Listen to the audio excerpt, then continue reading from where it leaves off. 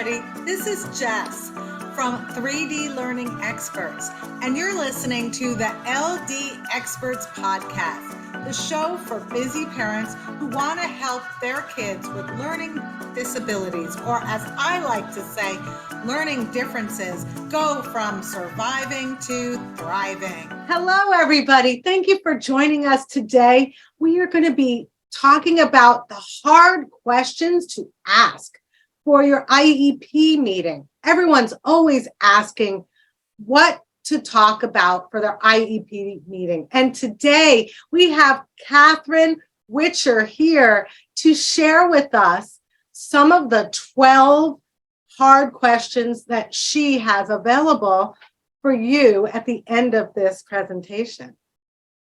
Thank you for joining us. Thank you for having me, Jess. I'm excited for this conversation today.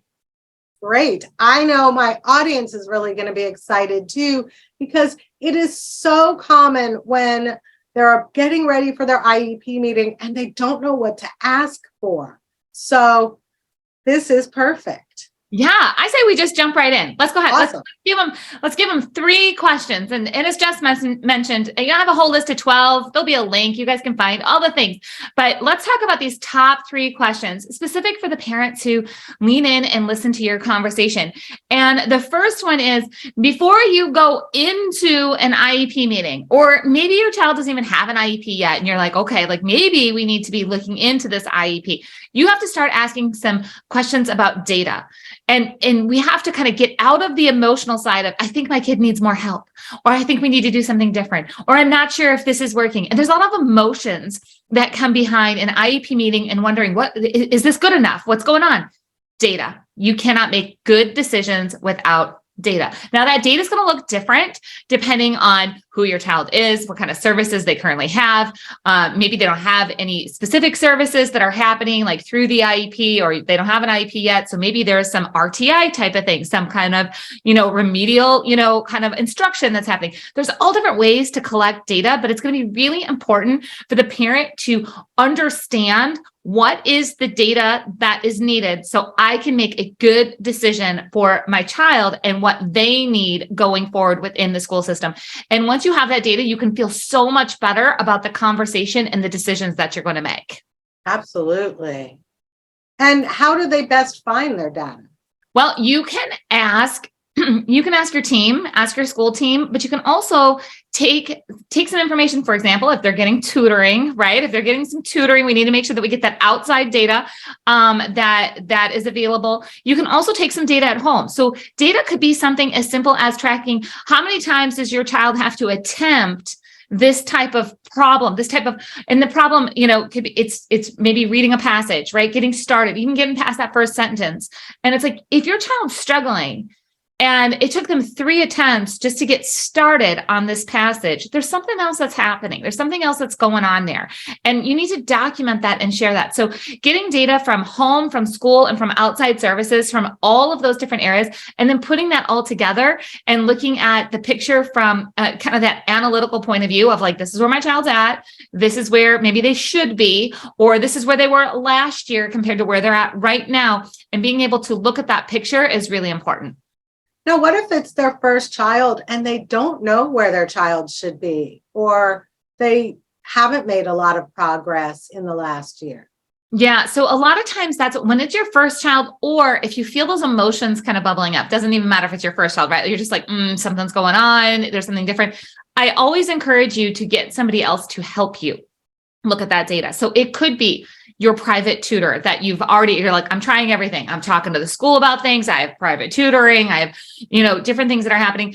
It could be a master IEP coach. So that's my company. That's my training program where I train parents and teachers to become master IEP coaches. Master IEP coaches help walk parents through the process of getting the data and understanding all of that. So just know that, yes, can you do this by yourself? You can. Do you have to do it by yourself? You don't have to. There's other resources that are out there that can help you really paint this picture of where you need to advocate for your child next. Well, that's awesome that your company can help compile this data, because I know I've found that with a lot of our students who have executive functioning skills, their mothers or parents that we usually work with also often has similar executive functioning challenges. And for me, gathering data is one of my executive functioning challenges. Yeah, it's, you know what, and quite honestly, it's just not my favorite thing, which is, when people hear that from me. So I've been in the field for 25 years professionally, and I have a brother who has Down syndrome. So I've been I'm in the field as being a family member. I became a special education teacher. So I had my years in the classroom. And then for the last 20 years, I've been helping parents and teachers write IEP goals that work in the real world. That means that we need to have really good data to make this happen. It's still not my favorite part. If it was my child, I would be like, no, I'm going to hire somebody to help me figure this out, because it's just a piece that it would be simpler if somebody else could help me gather it. So if you are that parent that you're just like, I feel like I should be able to, I feel like whatever, you know what? It's okay. Like just get the help that you need to help figure out and put together kind of this process, this system of how are you going to ask for more or for something different for your child at school. So yeah, getting that help. So I mentioned that I've done this for, 20 some years, and that's how come now I train others to do it, right? I'm like, people would say, teach me to do what you do. And I said no for a really long time. And for about the past 5 or 6 years, I've had this Master IEP Coach training program where, I teach others to do that. And people can actually go find a Master IEP Coach, and they're independent. The Master IEP Coaches do not work for my company. They've been trained by me, but they're all independent. But you can go find them at masteripcoach.com/directory, and they can help you with that data piece. Awesome. That is so helpful. Thank you for that. You're welcome. Thank you for providing that service, because it is definitely much needed. Yeah. You know what? It's really fun to see positive change. And that is possible. IEPs, a lot of times there comes a lot of conflict. And that actually leads into the second question that I'm going to encourage everybody to ask. And it's more of ask themselves first. I want you to go, assuming that your child has an IEP, I want you to go back to their current IEP and go find the section that says parental educational concerns. And that's where your parent concerns need to be listed. Now, most of the time that section is neglected, and that's not out of, malicious intent from the school district if we're going to ignore. It just is how the process works on the inside, where a lot of times that section is not given the attention that it should be given. So you need to go ask yourself, what does the parent concerns section say in my child's IEP? And if you don't have an IEP for your child yet, just know that there is a section for you that you're going to be working on. How are you going to put something formal into that section? So when you get to an IEP meeting and they say, so do you have any other concerns at this time? And you're like, I have no idea. This was so much. I didn't even process everything that happened at the meeting. And now you want to know if I want to talk about anything else. So a lot of times that section of the IEP turns out saying like, parent has no concerns at this time. Now, I don't know about you, but I've never met a parent who has a child with an IEP who has no concerns at this time.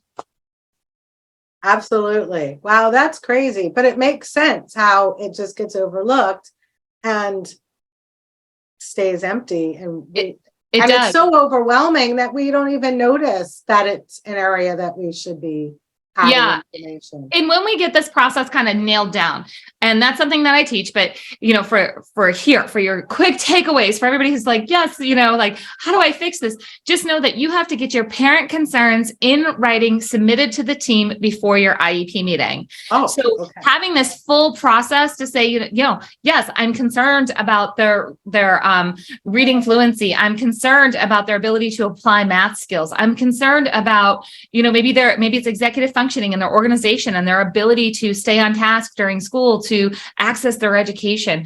And putting all of those things in writing is really going to create a change for the dynamics of how your IEP meeting goes and the input that you have. But for simplicity for today, you just start with, does my parent input section, this parent educational concerns section, look like the stuff that I'm really concerned about? Does it say what it needs to say? And if not, then of course, there's all different ways to improve that. Okay. And so how much in advance do they need to submit that? Do you know? Or does Yeah. it So vary? so again, what I'm kind of focused on here is best practices. So according to federal law, and this is where I say, I'm not a lawyer. I'm not giving you guys legal advice. I'm telling you where to look. I've been doing this a long time, and all the things that I'm sharing with you are based on federal IDEA law that governs special education. But again, I'm not a lawyer. I just point you in the right direction here.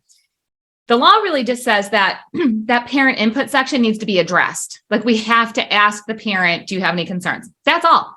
Now, best practices, the way that we do this in the Master IEP Coach community is that I teach parents and teachers to start this process at minimum 10 days ahead of the meeting. So, when you get that meeting notice that says, hey, your meeting's going to be on this date and time, I recommend that you then hit reply to all and say, like, yes, I'm going to be at that meeting, and see my attached parental concerns.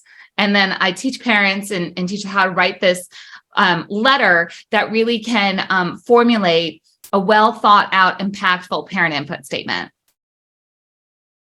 Okay, awesome. Yeah, it's a big process, but I say we go into step number 3, our third question that I want to make sure everybody's asking.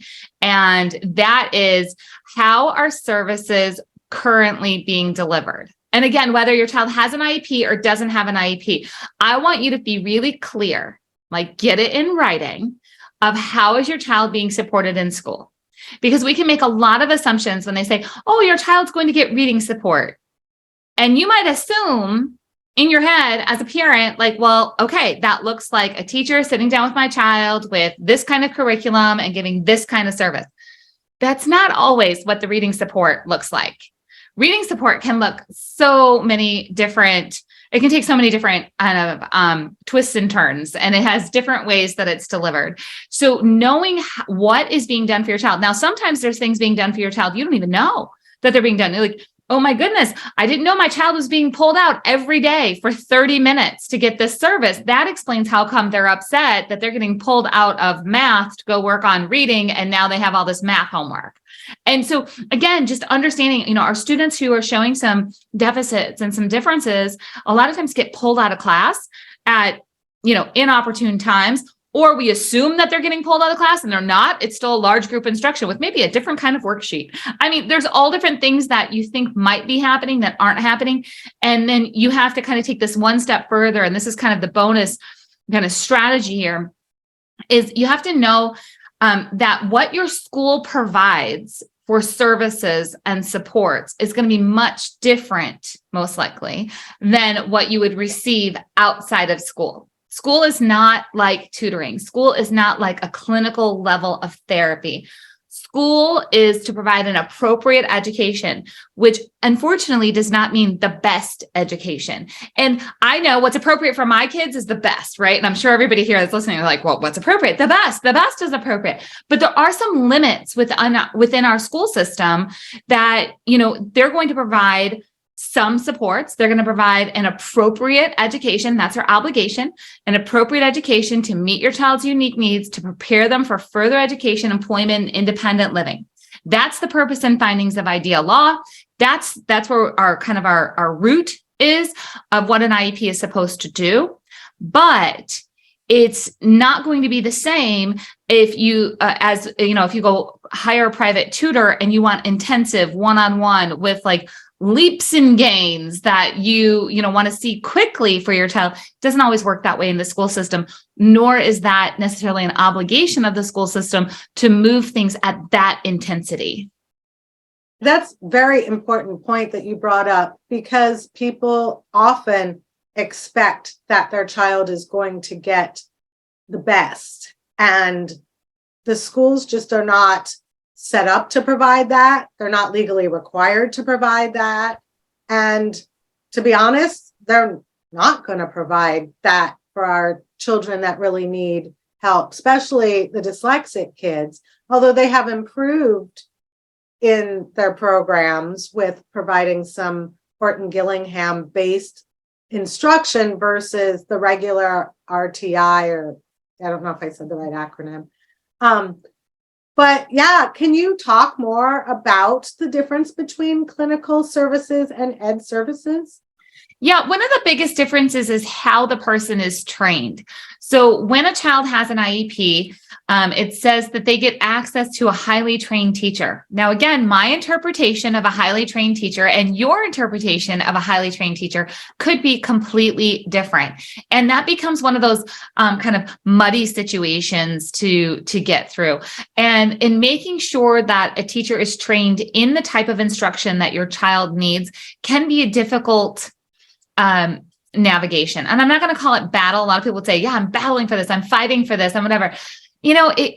Fighting just really prolongs getting some results. We have to find some collaborative ways to work together. That doesn't mean that you can't be your child's voice. And yes, you have to be strong. And yes, you have to be adamant about like, this is what is needed. And this is what my child should be getting. I get that, but I love to switch our language and make it more collaborative of like, yes, we're working towards, achieving more training for the teacher so they can be this highly skilled teacher for the child. But it takes time for a teacher to get trained. There's several different training programs, professional development programs out there for teachers to get trained in Orton Gillingham or something based in Orton Gillingham, for example.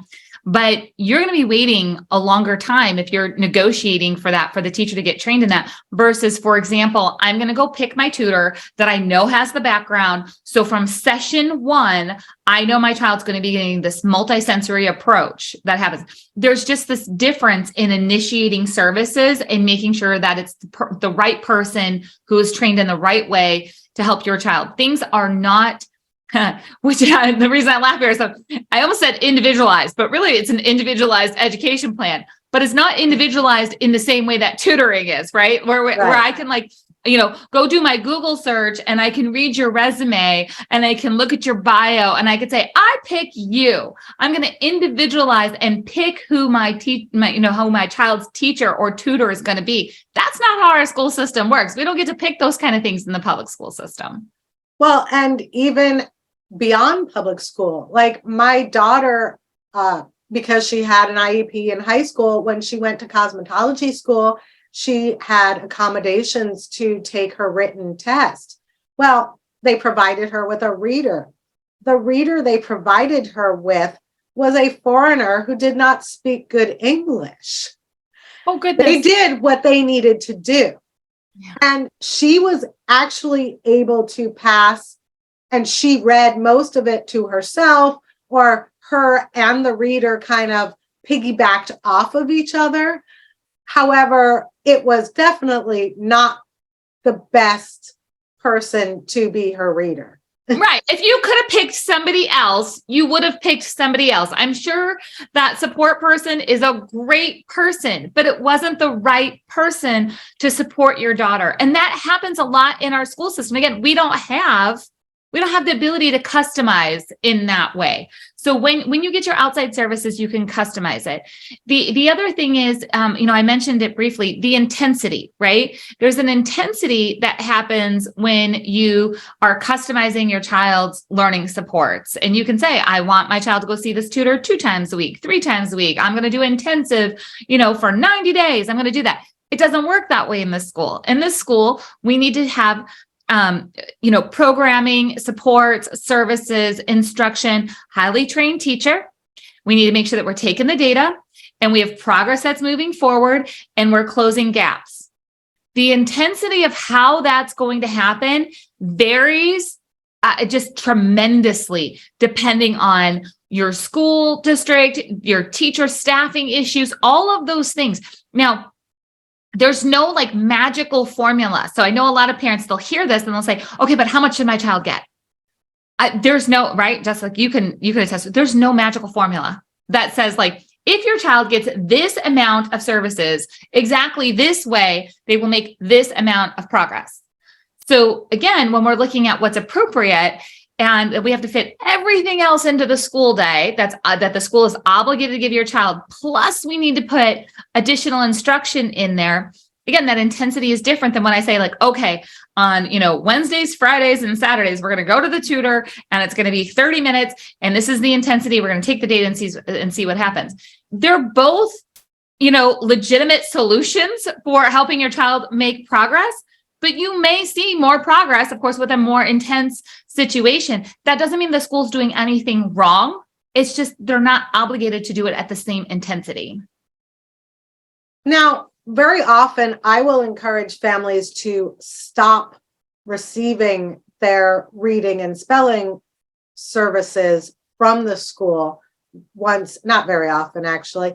I will always tell the families to cease receiving IEP services from the school that are reading and spelling when we are teaching our students reading and spelling. And very often families they don't realize that they can tell the school that they don't want services, or they say, we fought for so long to get services, we don't want to stop receiving them.